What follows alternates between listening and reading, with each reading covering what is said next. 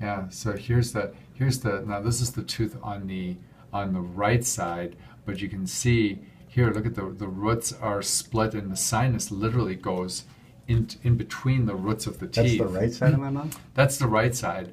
Now this side, you had the teeth extracted. You can see there's really not a lot of space if you ever wanted to. I mean, there's no way to put an implant in there. They have to do what's called a sinus lift, where they actually take the membrane of the sinus, which is like a rubbery lining, and push it up and put like a bone grafting material in there. But that's, now you're talking about freeze-dried cadaver bone or No way. But there's one area where I can see that right here. I don't like the way the bone looks right here. Can you see how it's kind of a darker, kind of a space in there? And I mean, this is all stuff that there's no way you would see this on conventional X-rays. Right. So I would probably like to show that to my oral surgeon. They are not big believers in things like.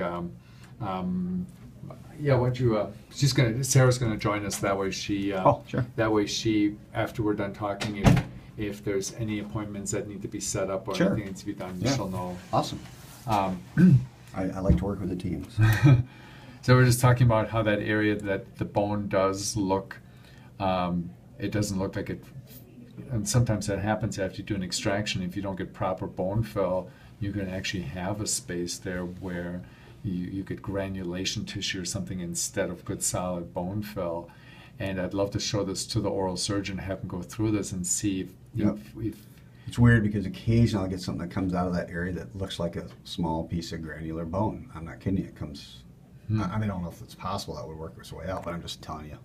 Well, I've shown it to my wife, and she's a nurse, and she's like, "The heck," and sometimes when you're doing an extraction, there'll be like little points, and sometimes from the force of extracting a tooth, a piece of that bone will crack, and now doesn't have any vascular supply, so it'll actually kind of get necrotic over a period of time and work its way out. So that does happen after extraction. Sometimes people go, "Oh, it feels like a tooth is growing back," and a bone spur will work its way through the tissue.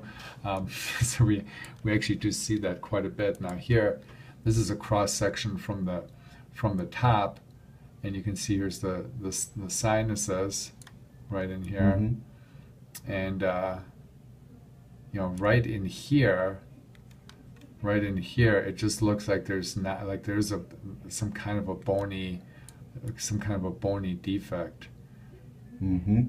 This is all sinus, and then here it gets a little bit. There's a little bit of mucus or something in there, but this right here is actually this is all supposed to be solid bone, and I can see there is an area that's not filled in properly. So I think what I'd like to do is send the scan over to the oral surgeon, let him take a look at it, and then see if because a lot of holistic dentists will go in there. You've heard cavitations and they call them Nico lesions. my cavitat from 2.5 years ago.